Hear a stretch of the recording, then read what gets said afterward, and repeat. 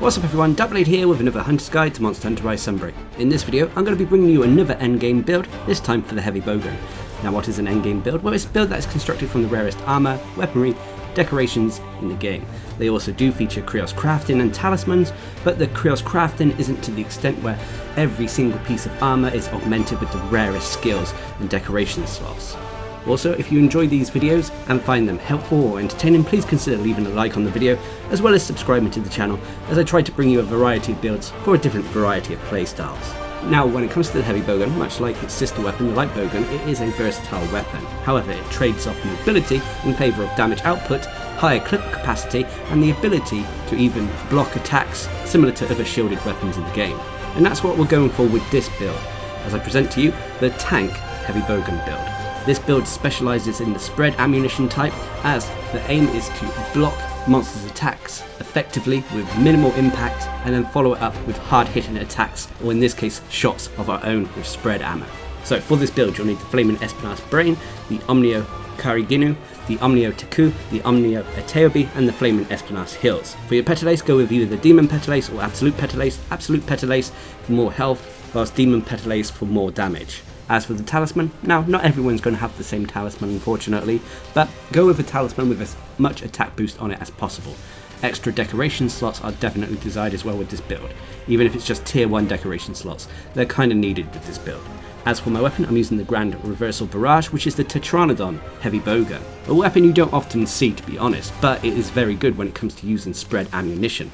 This is because not only does it have decent raw attack and decoration slots, but it also has the ability to both move and shoot, as well as move and reload when using the spread free ammunition, meaning that we're not locked in place when firing the weapon or reloading it. As for the Krios crafting on the weapon though, I've simply gone for attack boost increase, and then for the decoration slots, go with one of the anti-species decorations. And speaking of decorations, you've got a fair few to play around with. So first of all, I've gone for Tenderizer Jaws to max out Weakness Exploit. I've then gone for Iron War Jaws to max out the Guard skill. I've then gone for Critical Jaws to max out Critical Boost, Spread Jaws to max out the Spread Shot skill. I've then gone for Absorber Jaws to max out Recoil Down, Thrift Jaws to max out Spare Shot, and then Quick Load Jaws to max out the Reload Speed skill. So if you've done what I've done here, you have a build with a raw attack of 480 with 0% affinity. This can be 50% when you take into account Weakness Exploit. As for the bowgun mod on this weapon, you'll want to go for a shield mod. You also have a decent defense of 837 that is strong against fire, but unfortunately slightly weak to the other elements. As for your switch skills, to be honest, they're down to personal preference in all honesty. However, I would recommend taking the free Silkbind Glide. This is a great move to avoid enemy attacks and makes up for the fact that this build actually does lack Evade Extender. But this means that you really need to save your wire bugs in order to perform this move. But nonetheless, it can save your life or allow you to get closer to a monster quite quickly, as the move has a quick cooldown when it comes to wire bugs. Now, as for the core skills, first of all you have Attack Boost at level 7. Attack Boost is a skill that increases the raw attack of build, and at level 4 or above provides us a percentage bonus to our raw attack. You'll then have Agitator at level 5. Agitator is a skill that kicks in whenever a monster becomes enraged. When this happens, we'll gain bonus raw attack and affinity. You'll also have Guard at level 5. Guard is a skill that reduces the knockback when we block a monster's attack, and on top of that it reduces the stamina cost for blocking said attacks. Guard at level 5 could be considered a little bit overkill, but that is the whole theme of this build. We want to block pretty much any attack with minimal reaction from our hunter. You'll then have Critical Boost at level 3. Critical Boost is a skill that increases the damage of our attacks whenever they crit a monster, but only applies to the raw portion of an attack, not the elemental portion. You'll then have Weakness Exploit at level 3. Weakness Exploit is a skill that increases our affinity whenever we're attacking monster weak points. This can be up to 50% with Weakness Exploit at level 3.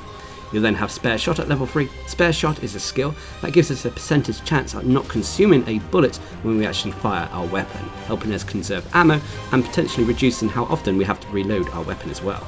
You'll then have Stamina Surge at level 3. This is a result of the armor we're wearing, but it is kind of useful, as Stamina Surge allows us to recover our stamina more quickly, so when we've been blocking a series of attacks we'll be able to get our stamina back to potentially block more incoming attacks. You'll then have Spread Up at level 3, which is a skill that increases the damage of spread ammunition. This is the main ammunition type we are using for this build, so spread ammo is definitely needed. You'll then have Reload Speed at level 3. Reload Speed is a skill that is pretty self-explanatory. It allows us to quickly reload our weapon, and you need Reload Speed at level 3 in order to have the quickest reload with spread free ammunition. You'll then have Recoil Down at level 3. Similar to reload speed, this reduces the recoil when firing our weapon. Reload speed will allow us to fire spread-free ammunition with minimal recoil. You'll then have Emboldening at level 3, which is a very useful skill for this build that brings the whole theme of blocking and guarding attacks to ludicrous levels. Emboldening is a skill that allows us to enrage a monster more easily, meaning that we have to deal less damage to them to enrage them.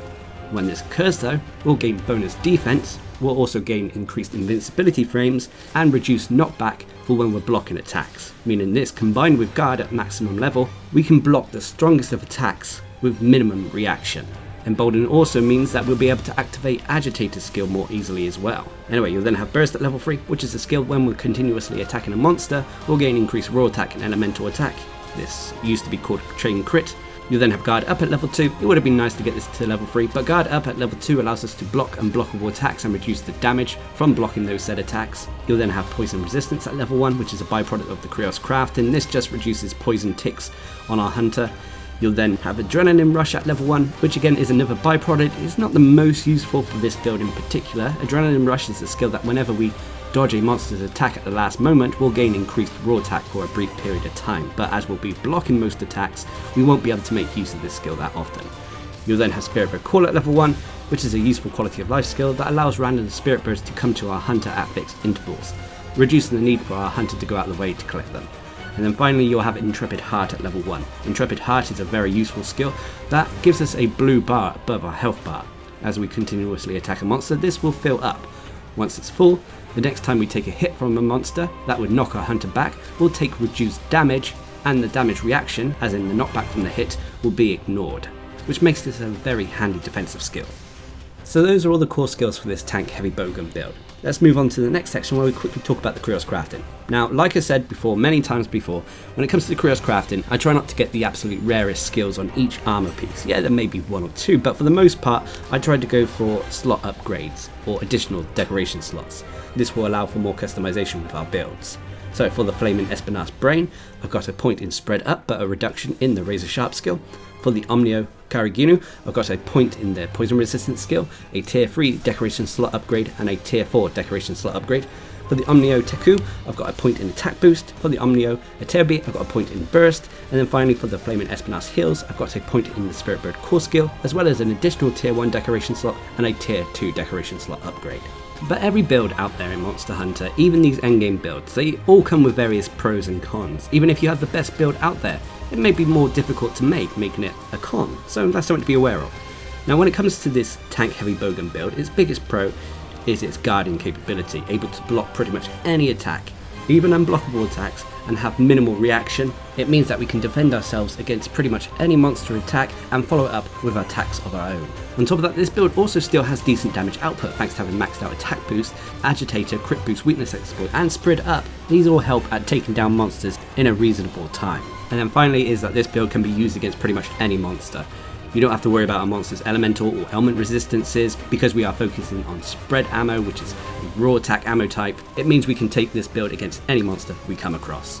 But of course there are cons. Two of the major cons for this build is, unfortunately, there is no evade extender, which means that we have to rely on the free Silkbind glide when it comes to evading attacks or catching up with a monster. And the other con is it's very easy to become greedy with this build.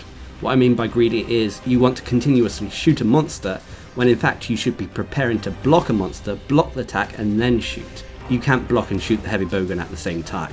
So always keep this in mind when using this build. It is safer to go for the block first, then the shot, rather than the shot, then the block. Do this and you'll find that you'll have a very strong heavy bowgun build in your arsenal. You can even, if you wanted to, if you had space, stick the diversion skill into this build, causing the monster to target you over your allies if you're hunting in a group, giving another edge and another reason for calling this the heavy bowgun tank build. But regardless, this is a very fun and ultimately safe heavy bowgun build that can pretty much take on anything in Monster Hunter Rise Sunbreak. But what are your thoughts?